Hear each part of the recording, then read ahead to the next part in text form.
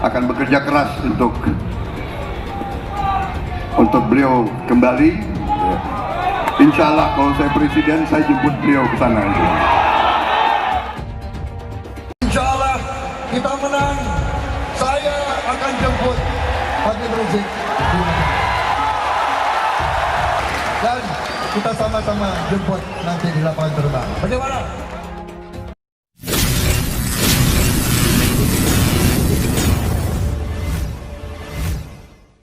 Prabowo akan bebaskan Habib Rizik. Ini sebenarnya yang terjadi.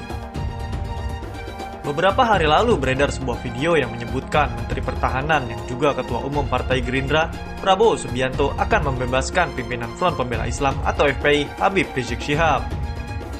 Akan tetapi, menurut penelusuran tidak ada pernyataan resmi dari Prabowo Subianto terkait penahanan Habib Rizik Syihab dalam kasus pelanggaran protokol kesehatan yang menimbulkan kerumunan massa.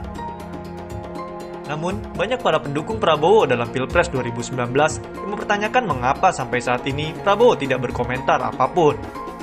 Dilansir dari Merdeka.com, seorang ulama populer mengirimkan pesan WhatsApp kepada Menteri Pertahanan Prabowo Subianto. Pesan tersebut berisi gundah gulana dan marah. Sang mubalik protes kenapa Ketum Gerindra Prabowo Subianto diam saja terhadap insiden 6 laskar FPI yang tewas ditembak polisi. Prabowo juga mendapatkan banyak pertanyaan yang sama dari para ulama yang mendukung Prabowo Sandiaga pada Pilpres 2019.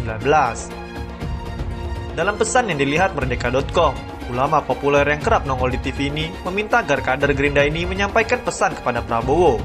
Kenapa sang Menteri Pertahanan itu diam 1000 bahasa? Sejak insiden kilometer 50 Tol Cikampek yang melibatkan laskar FPI dan polisi pada 7 Desember dini hari, Prabowo tak berkomentar apapun. Bahkan, saat anak angkatnya Edi Prabowo ditangkap KPK, Prabowo juga tak tampil di media massa. Kemarahannya hanya diwakili oleh adiknya, Hasyim Joyo Hadikusumo. Kader Gerindra yang mendapat banyak keluhan dari para ulama dan habaib itu mengaku tak bisa berbuat banyak, karena tekanan dan kondisi politik yang dianggap tak memungkinkan untuk bicara. Juru bicara Prabowo Subianto, Daniel Anzar Simanjuntak, juga menolak berkomentar di balik sikap diam sang Menteri Pertahanan. Daniel hanya sempat mencuitkan tentang kematian di Twitternya, tanpa menjurus ke insiden penembakan laskar FPI. Manusia bernurani, siapapun, apapun itu, tidak ada yang pantas bergembira atas hilangnya nyawa manusia. Berduka dan mendoakan yang terbaik adalah perilaku manusia beradab, tulis Daniel dalam Twitternya 2 hari setelah insiden penembakan. Pengamat politik Ujang Komarudin menyatakan, hubungan Prabowo Subianto dengan Imam Besar Front Pembela Islam atau Habib Rizik Syihab sudah putus.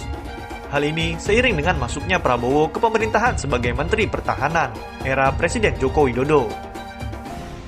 Prabowo dan Habib Rizik memiliki hubungan yang bisa dibilang cukup dekat. Setidaknya hal ini tercermin dalam perhelatan Pilpres 2019, di mana Habib Rizik dan FPI mendukung pencalonan Prabowo Subianto.